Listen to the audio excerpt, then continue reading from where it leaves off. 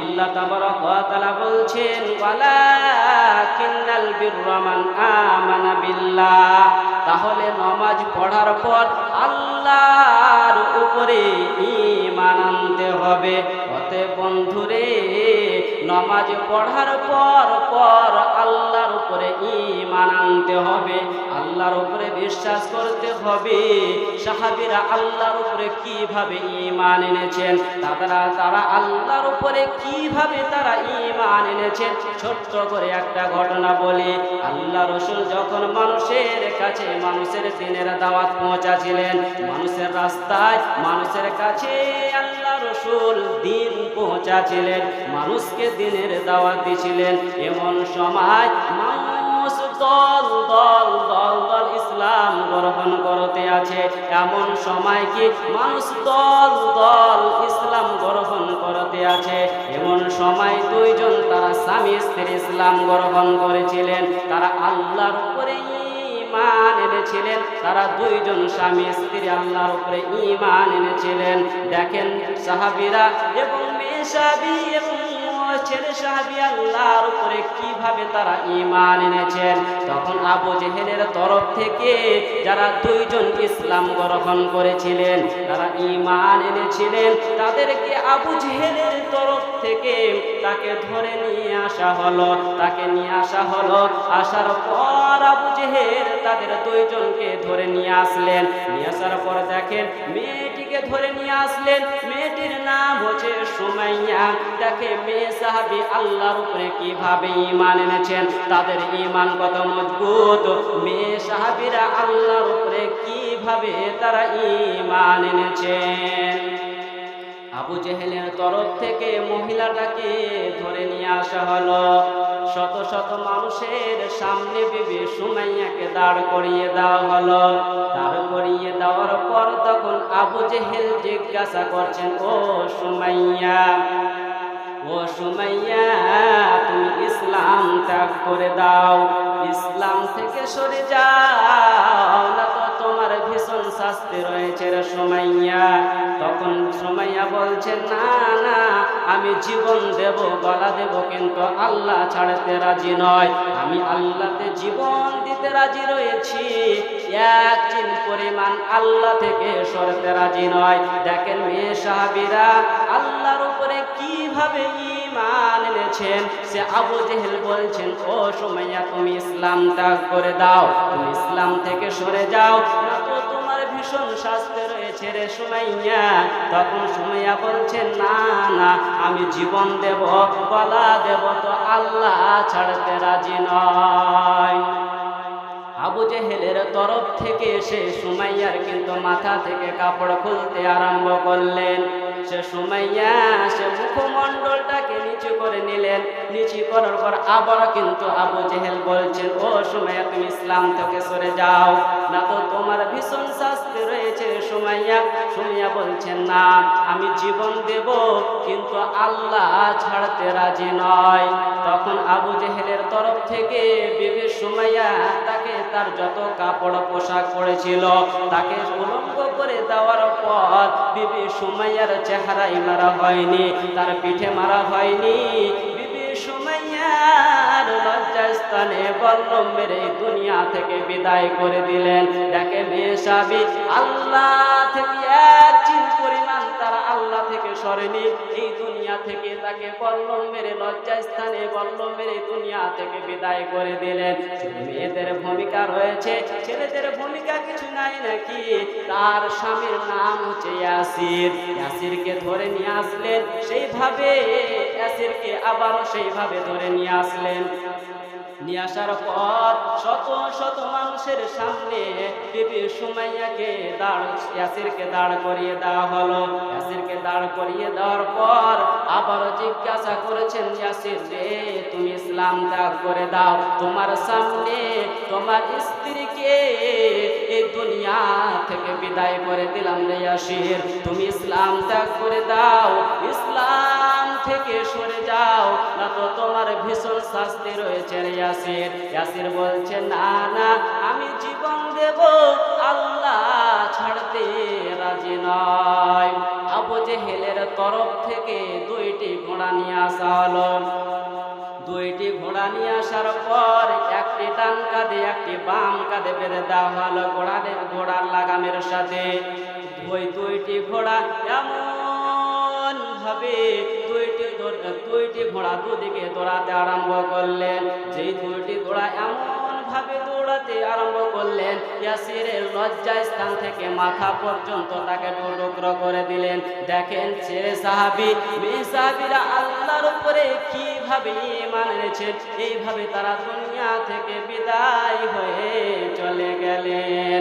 দেখো কেমন ঈমান এনেছেন আমার নবীর যুগের সাহাবারা, সেই যুগের সাহাবারা।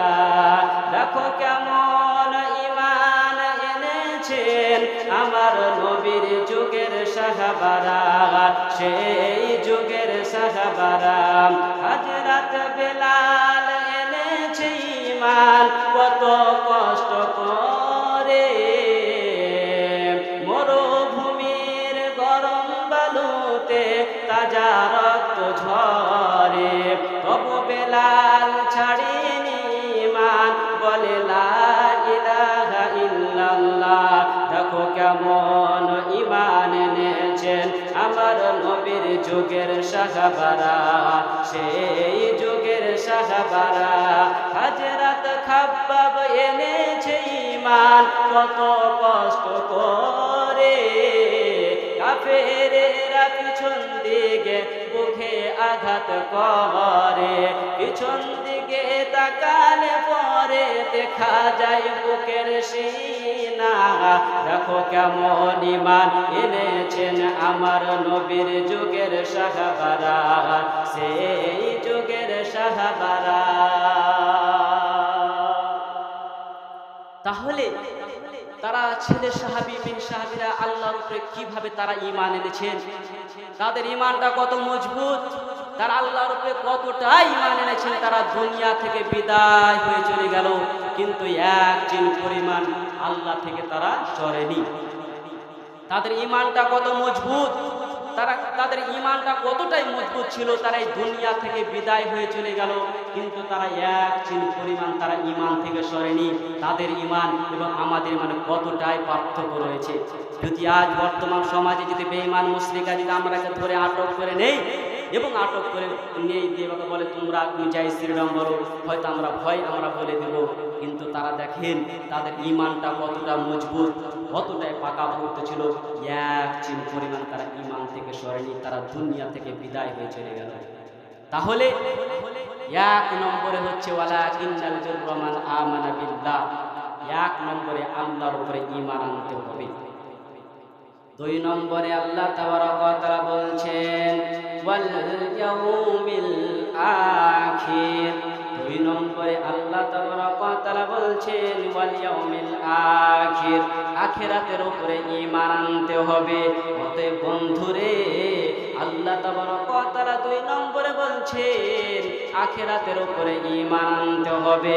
যদি আমাদের আখিরাতকে যদি ভয় থাকতো, যদি আখিরাতের উপরে যদি ঈমান থাকতো, তাহলে আমরা কখনো জিনা করতাম না, কখনো ব্যভিচার করতাম না, কখনো অত্যাচার করতাম না, কখনো আমরা জিনাতে লিপ্ত হতাম না। তো আমাদের তো আখিরাতের উপরে তো এক চিন পরিমাণ ভয় নেই, আমাদের ঈমান নেই। তাহলে 2 নম্বরে আল্লাহ তাবারাক ওয়া তাআলা বলছেন ওয়াল ইয়াউমিল আখির, আখিরাতের উপরে ঈমান আনতে হবে।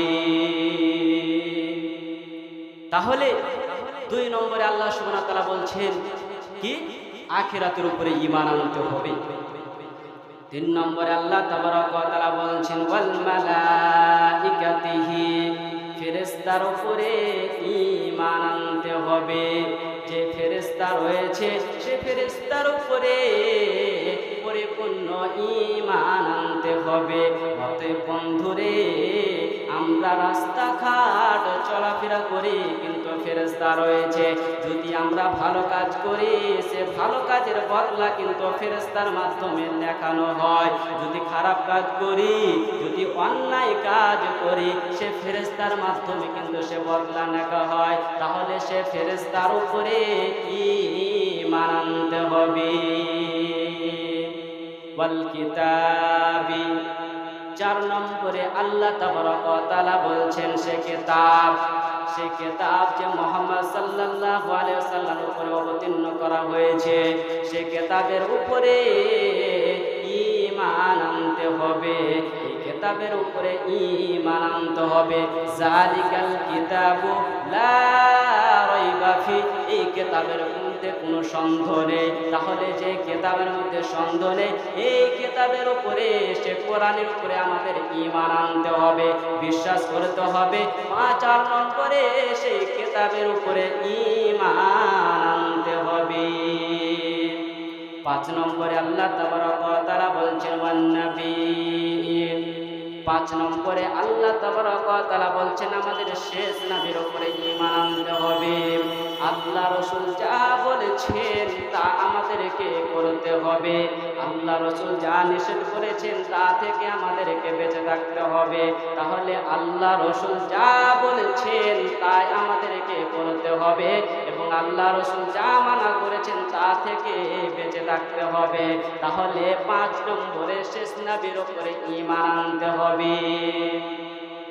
তাহলে সালাত আদায় করার পর 5টি জিনিসের উপরে ঈমান আনতে হবে। 5টি জিনিসের উপরে ঈমান আনতে হবে। 1 আল্লাহর উপরে ঈমান, 2 হচ্ছে আখিরাতের উপরে ঈমান, 3 হচ্ছে ফেরেশতার উপরে ঈমান, 4 হচ্ছে কিতাবের উপরে ঈমান, 5 নম্বর হচ্ছে সেই নবীর উপরে আমাদেরকে ঈমান আনতে হবে। তাহলেই আমরা পূর্ণাঙ্গ কামিয়াব ঈমানদার হতে পারবো। তাহলে 5টি জিনিসের উপরে আমাদেরকে ঈমান আনতে হবে।